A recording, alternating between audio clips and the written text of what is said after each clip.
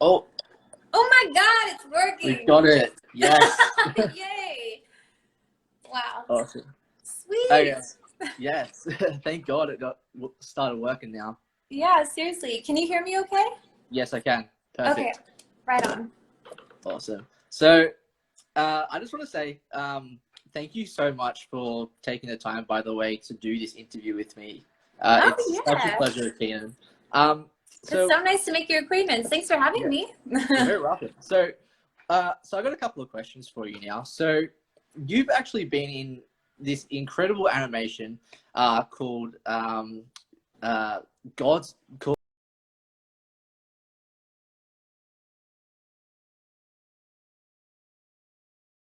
So what was it like? What was it like being in God's, like getting to play the incredible role of like Hera?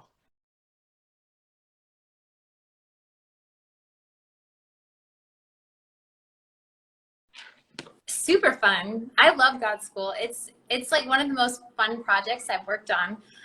Just because it's like exploring the teenage life of gods and goddesses on Mount Olympus, which is pretty crazy in itself. So it's been really fun. And Hera's character is totally different from my normal personality. She's really nasty and kind of full of herself, and but she's also in it at the same time. She's very soft secretly, and she's loving towards her boyfriend and her little pet. So she has some good qualities too.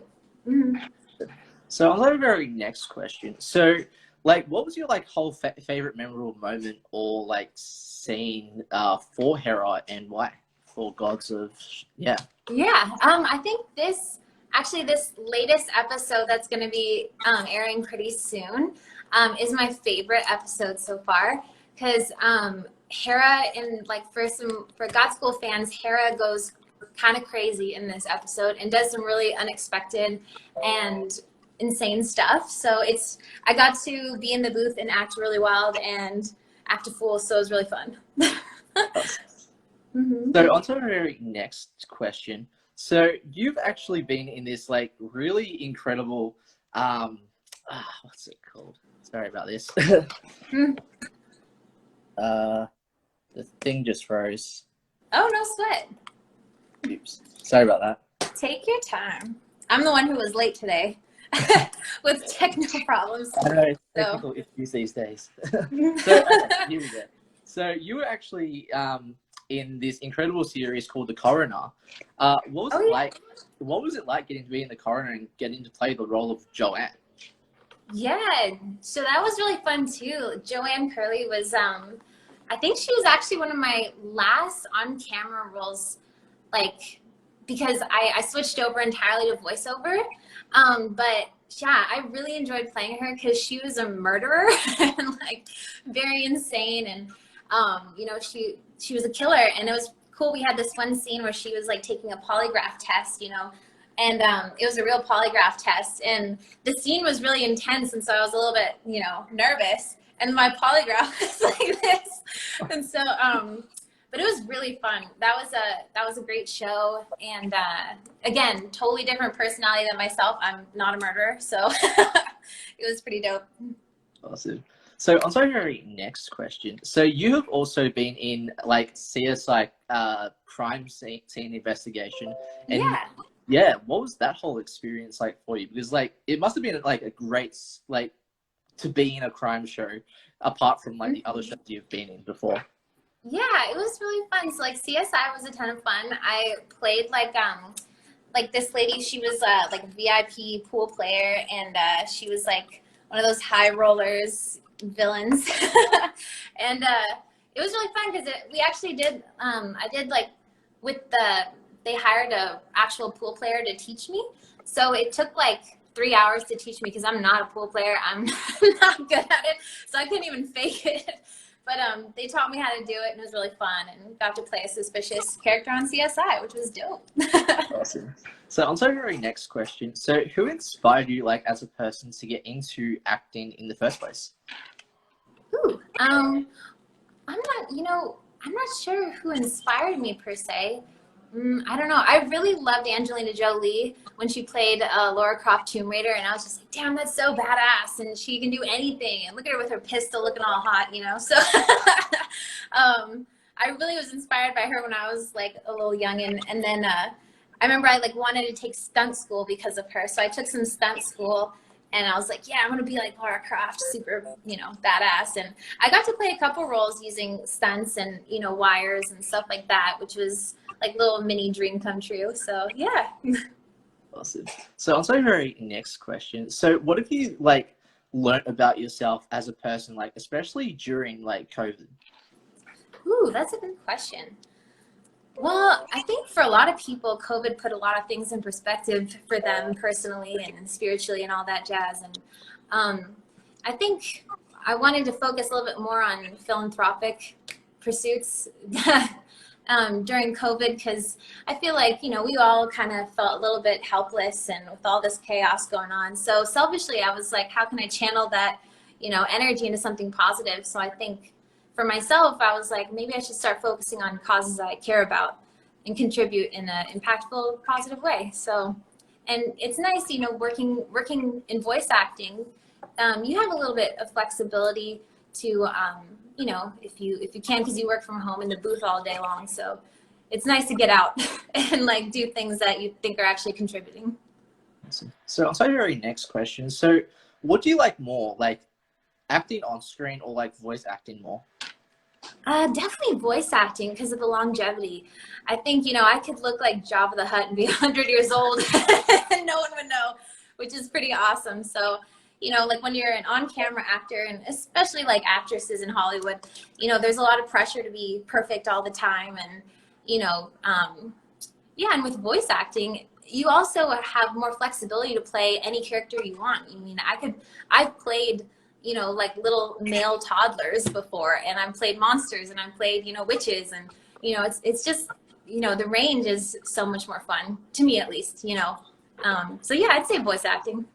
Awesome. So on to our very next question. So if you could like be in any TV or movie franchise, what would it be and why? Ooh, I don't know. That's such a good one. I don't know. This sounds silly, but like I love Peppa Pig. I just think that's super cute, and yeah, I know little ones who love it. So, and it just seems like a ton of fun, and all the little characters are crazy on there. Yeah, Sesame Street would be like a dream. That'd be really fun. Yeah, I think those would be my tops. I could actually see you voicing a character. In my opinion, you would actually be fantastic in My Little Pony. Ooh, My Little Pony. Oh my Yes. God, that'd be amazing. Yes. Yeah, that'd be so much fun. I would definitely love to play a little pony. Awesome. So on to our very next question. So what are like the positive sides and negative sides into like the whole acting industry, and how do you get through those negatives as a person? Ooh, well, the negative side, when I first started acting, I was actually kind of teeny tiny. I was like a little child actor. And then my parents made me stop because I was entering middle school and I wasn't attending class. So my grades were like, my parents were like, it's probably not a good idea. So then I did middle school and high school. And then I went back to acting after I graduated. But when I was teeny tiny, you know, being in the waiting rooms or, you know, waiting to audition and stuff like that, you'd often come in contact and interact with stage parents a lot. And that's not the best experience. Stage parents are usually like kind of a little crazy themselves. Luckily, I was fortunate not to have crazy stage parents. Mine were just super loving, and they just were like, she has way too much energy. She wants to act, let her do it. But yeah, so I think that would be like kind of the not so hot part of acting. The best parts of acting is just like being totally liberated and getting to express yourself in this crazy role that, you know, is totally different from your lifestyle and, you know, regular life. So you get to play pretend. It's pretty cool. So on to our very last question. So what's like next for you, like for the rest of 2021 that you would like to announce on the show? Yeah, so I have a children's book and animation coming out pretty soon, and it is in partnership with One Tree Planted. So for every time the book or animation is sold, a tree will be planted to help with the, you know, with Mother Earth, and it'll be a pretty cool project. And so I can't really say too much about it just yet. I'm also doing another animation that's not my own that'll be coming out soon too, which I can't say either. But yeah, I'm really excited about it, and especially my own project because this is my first like something I made myself, and I think it's pretty positive. I think it'll help little kids who have maybe some emotional problems expressing themselves, and so yeah, it'll be pretty cool. Awesome. Well, can I just say thank you so much, Keenan, for taking the time to join my show. It was actually such a pleasure, like actually finally getting this to work, finally this live. Yes, woo! We did it. We did do it. So do you have like any like last final thoughts that you'd like to stay on the show? Ooh, I would say for anybody who's interested in pursuing voice acting, go for it 100% and seek out mentors. It's helped me greatly just making connections, even like here on Instagram, like meeting people through Instagram has really propelled my career in ways I didn't expect it to. And like I get my main jobs right now, I'm doing a lot of commercials, and a lot of it's through word of mouth, surprisingly, and referrals through Instagram, which is crazy. So yeah, just put yourself out there as much as you can on Instagram, and Clubhouse is really good too. So I don't know if you ever have done Clubhouse, but they do a lot of yeah. So they do a lot of classes and interviews with big professionals in the voice acting industry. So I would recommend that.